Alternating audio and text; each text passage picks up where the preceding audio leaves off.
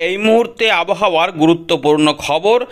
ঈদের দিনে বৃষ্টির যে পূর্বাভাস ছিল সেটা কিন্তু ইতিমধ্যেই হওয়ার সম্ভাবনা দেখা দিয়েছে।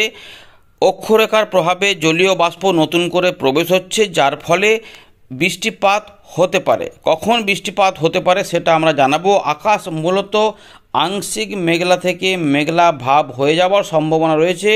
রোদ এবং মেঘলা হতে পারে এমন সম্ভাবনা রয়েছে। বর্তমানে আপনার এলাকায় কেমন আকাশ অবশ্যই জানাবেন। সকল দর্শক বন্ধুদের পবিত্র ঈদের শুভেচ্ছা এবং অভিনন্দন। আপনারা প্রত্যেকে কমেন্টে আপনাদের মতামত এবং অভিনন্দন জ্ঞাপন করবেন।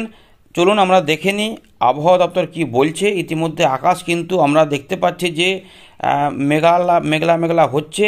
রায়পুর, কোরবা, রাউরকেল্লা থেকে শুরু করে কলকাতা, পুরুলিয়া, বাঁকুড়া, মেদিনীপুর এই দিকগুলোর উপর দিয়ে বাংলাদেশের দিকে মেঘ ধাওয়া করছে এবং উত্তরবঙ্গের কিছু দিকেও মেঘলা মেঘলা ভাব হচ্ছে। এগুলি জমে জমে পরবর্তী ক্ষেত্রে বৃষ্টিপাত আনতে পারে। সুতরাং আন্দাজ করা যাচ্ছে যে এই বৃষ্টিপাত যদি হয় তাহলে দুপুরের পরবর্তী কোনো সময়তে নামতে পারে, বা রাতের মধ্যে বা সন্ধ্যের দিকে বা বিকেলের দিকে কোনো না কোনো জায়গাতে বজ্রগর্ভ মেঘে নেমে যাওয়ার চান্স রয়েছে। দু একটি জায়গাতে হতে পারে। মূলত আকাশ এবং আবহাওয়া কিন্তু মনোরম থাকতে পারে এমন সম্ভাবনা রয়েছে। দু এক জায়গাতে দমকা ঝোড়ো হাওয়া সৃষ্টি হতে পারে। আমরা দেখে নিচ্ছি আর কি খবর এখানে পাওয়া যাচ্ছে। আপনার এলাকার বর্তমান অবস্থা অবশ্যই কমেন্ট করে কিন্তু জানাবেন। এবারে দেখে নেব যে তাপমাত্রা আজ কেমন থাকতে পারে। আবহাওয়া দপ্তর জানাচ্ছে উত্তরবঙ্গে দার্জিলিংয়ের দিকে 21 ডিগ্রি থাকতে পারে, কালিম্পংয়ের দিকে 24 ডিগ্রি, জলপাইগুড়ি এবং আলিপুরদুয়ার, কোচবিহার দিকে কিন্তু 34 থেকে 33-এর মধ্যে থাকবে, যার মধ্যে শিলিগুড়ির দিকে 24 ডিগ্রি থাকতে পারে।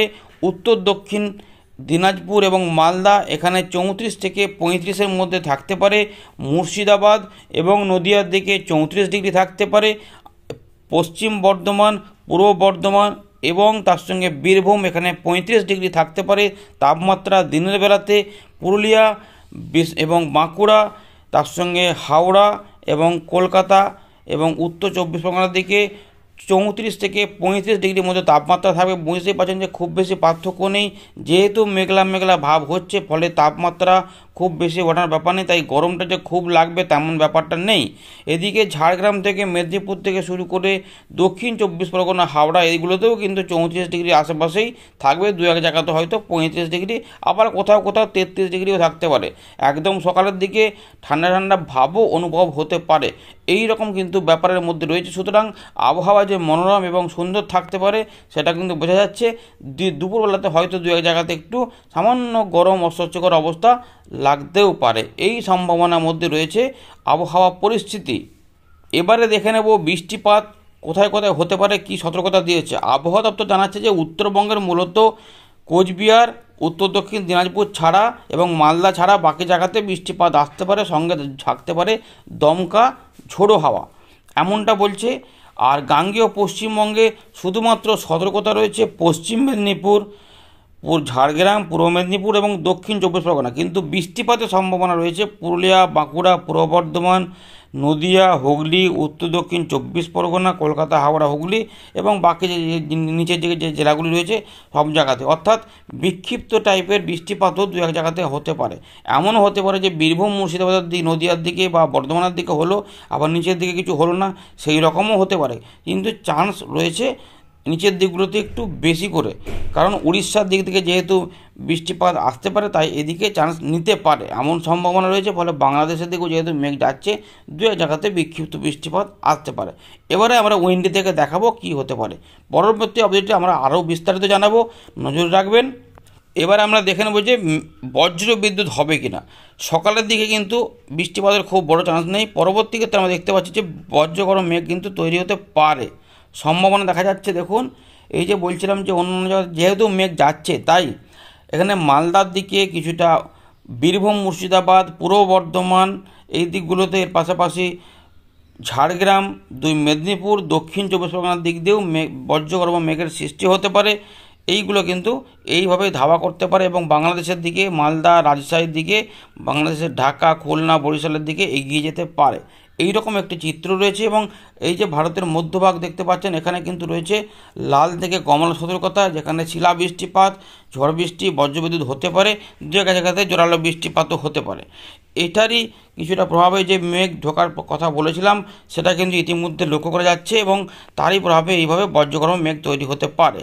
আমরা দেখতে পাচ্ছি দিনের বেলাতে তাপমাত্রা মোটামুটি প্রথম দিকে হয়তো যেখানে ফাঁকা ফাঁকা থাকবে সেখানে তাপমাত্রা একটু বেশি থাকতে পারে, কিন্তু পরবর্তী ক্ষেত্রে হয়তো মেঘলা হলে আবার কমে যেতে পারে। সুতরাং এখানে দেখা যাচ্ছে যে 35 থেকে 37 বা 32-এর দিক মধ্যেও থাকতে পারে, এমন সম্ভাবনা রয়েছে। এবারে একটু দেখি এতে বৃষ্টিপাত বা ঝোড়ো হাওয়া কিন্তু থাকবে না কেন। দু এক জায়গাতে কিন্তু দমকা ঝোড়ো হাওয়া বৃষ্টির সময়তে আসতে পারে, সেটা দুপুর থেকে সন্ধ্যের আশেপাশে, কিন্তু বড় চান্স নেই এইরকম ব্যাপার। সুতরাং ঝড়ের ব্যাপার না থাকলেও বজ্র বিদ্যুৎ সহ বিক্ষিপ্ত টাইপের বৃষ্টিপাতের চান্স কিন্তু রয়েছে। পরিষ্কার দেখা যাচ্ছে এখানে যে পশ্চিমের দিকে জেলাগুলি থেকে আসতে পারে। সকালের দিকে আবহাওয়া পরিস্থিতি পরিষ্কার মোটামুটি ভালো থাকবে, সেখানে বৃষ্টিপাত নেই দেখা যাচ্ছে। তবে দুপুরবেলা পরবর্তী ক্ষেত্রে কলকাতা, হাওড়া, হুগলি, 24 পরগনা সহ বর্ধমান, বীরভূম, মুর্শিদাবাদ, মালদা এই দিকগুলোতে একটা চান্স থাকছে বৃষ্টিপাত হতে পারে। এবং বাংলাদেশের রাজশাহী, খুলনা, ঢাকা এবং তার সঙ্গে কিছুটা বরিশালের দিকগুলোতে বৃষ্টিপাত যেতেও পারে। বাকি ত্রিপুরা বা মিজোরাম, মণিপুর, নাগাল্যান্ড, ময়মনসিংহ, সিলেটের দিকে হবে কি মেঘ, লোকাল মেঘ উঠে গেলে কিন্তু এদিকে হয়ে যেতে পারে। আলিপুরদুয়ার, কোচবিহার, জলপাইগুড়ি ওই দিকগুলোতে রাতের আশেপাশে কোনো কোনো অংশে বা সন্ধ্যের আশেপাশে দু এক জায়গাতে বিক্ষিপ্ত বৃষ্টিপাত আসতে পারে। এইভাবে কিন্তু ব্যাপারটা রয়েছে। তাই পুরুলিয়া হোক, বাঁকুড়া হোক, ঝাড়গ্রাম হোক, মেদিনীপুর হোক, সব দিকে একটা সম্ভাবনা থাকছে হালকা ফুলকা বৃষ্টিপাত দুপুরের পরবর্তী ক্ষেত্রে বা তার আশেপাশে কোনো সময়তে নামতেও পারে। মেঘলা মেঘলা ভাব হতে পারে, মনে হবে যেন বৃষ্টি হতে পারে, এইরকম একটা সম্ভাবনার মধ্যে রয়েছে।